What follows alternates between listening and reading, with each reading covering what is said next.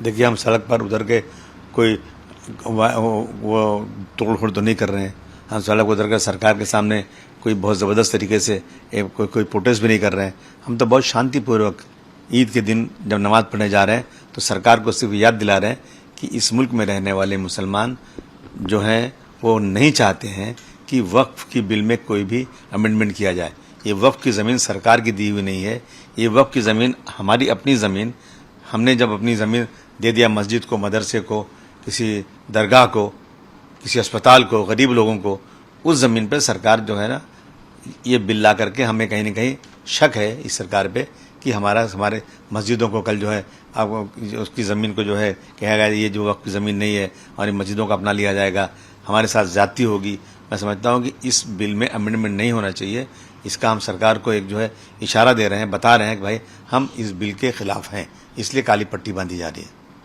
जहां एक तरफ वक्फ का बिल लाया जा रहा है, वहीं दूसरी तरफ जो है मोदी जी सौगाते मोदी नाम के स्कीम से जो है अनप्रिविलेज्ड मुस्लिमों को जो है ईद के समय पर उनकी मदद के लिए सौगाते मोदी के नाम से जो है उन्हें गिफ्ट किट बांटने की जो है प्रदेश भर में। हम मोदी जी से रिक्वेस्ट करेंगे कि आप कोई भी सौगात मत दीजिए मुसलमानों को। सौगात यही होगी कि आप जो अधिकार मिला है संविधान में वो अधिकार मुसलमानों को मिल जाना चाहिए। मुसलमानों के मस्जिद पर बम मारा जाए, मुसलमानों के मस्जिद में मंत्री एक है कि मैं घुस के मस्जिद को मारूंगा, कुरान शरीफ जला दिया जाए, आप एक कानून बना दीजिए कि ऐसी चीज़ों के खिलाफ बहुत सख्त कानून बनेगा। ये हमारे लिए बहुत बड़ी सौगात होगी। हमें नौकरी नहीं मिलेगी चलेगा, लेकिन हमारे धर्म के अंदर इस तरह से बदतमीज़ी करके हम जो हमारे साथ सलूक किया जा रहा है उस पर रोक लगा दी जाए, कानून बना दिया जाए, तो हमारे लिए बहुत बड़ी सौगात है। ये सौगात की हमें कोई ज़रूरत नहीं है। यूपी के मेरठ में एक नोटिस दिया गया था कि अगर रमजान के समय में ईद की नमाज जो के पासपोर्ट और लाइसेंस जो है वो जब्त कर लिए जाएंगे और उसकी मनाही की गई थी। ये जुल्म का हद है, इससे बड़ा जुल्म और क्या हो सकता है। अगर सड़कों पर हर चीज़ बंद कर दी जाए तो नमाज भी नहीं पढ़ना चाहिए, लेकिन सड़कों पर जो कावड़िया लोग लेके चलते हैं बहुत कई दिनों तक सड़क पूरी जाम रहती है, उसमें क्या ट्रैफिक जाम नहीं होती, क्या पब्लिक को नुकसान प्रॉब्लम नहीं होती। देखा आपने कितने लोगों को मारा गया, उसके अंदर क्या क्या हुआ, लेकिन वहाँ फूल बरसाया जाएगा। हम उसका एतराज़ नहीं कर रहे हैं, लेकिन हम याद दिला रहे हैं कि वो चल सकता है तो नमाज 5 मिनट की क्यों नहीं हो सकती है। क्या और गणपति आती है, रामनवमी आती है, बहुत सारे जो प्रोसेशन सड़क पर निकलते हैं, क्या उससे जनता को तकलीफ नहीं होती है, लेकिन मस्जिद में सिर्फ बाहर नमाज पढ़ने से तकलीफ होती है। मैं समझता हूँ ये जानबूझकर मुसलमानों को परेशान करने का है।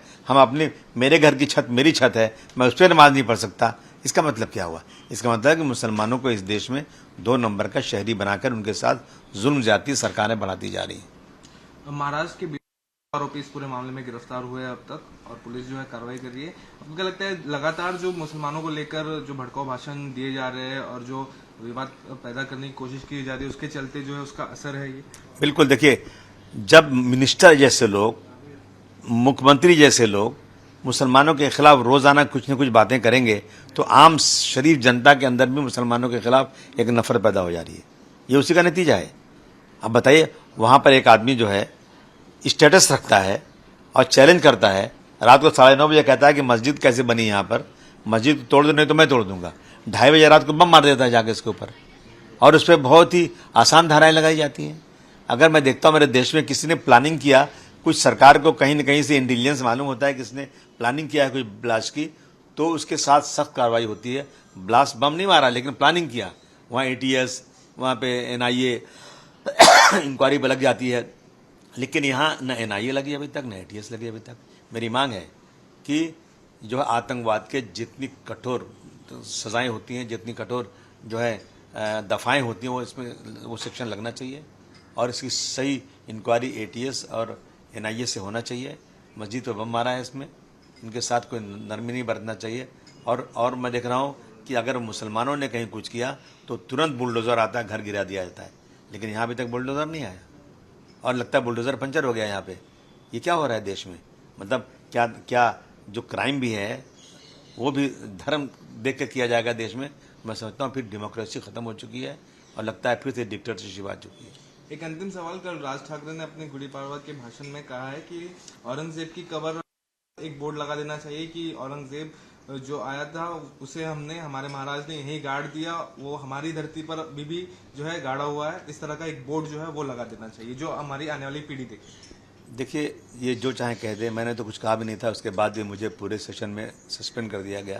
मैंने तो छत्रपति शिवाजी महाराज हों, छत्रपति संभाजी महाराज, उनके शान के खिलाफ कभी आज तक एक लफ्ज़ बोला नहीं मैंने।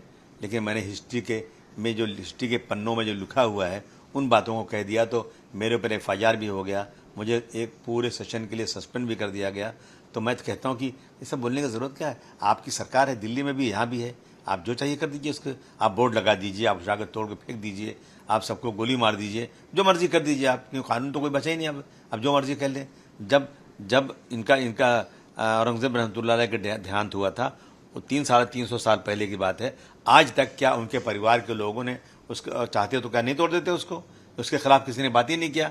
लगता है इंतज़ार था कि महाराष्ट्र में जब सरकार आएगी फडणवीस साहब की, जब डिप्टी चीफ मिनिस्टर बनेंगे और एकनाथ शिंदे साहब, तब ये मामला उठेगा, जब ये कब्रिस्तान तोड़ी जाएगी। तोड़ दीजिए, आपकी मर्जी है, जो चाहे कर दीजिए।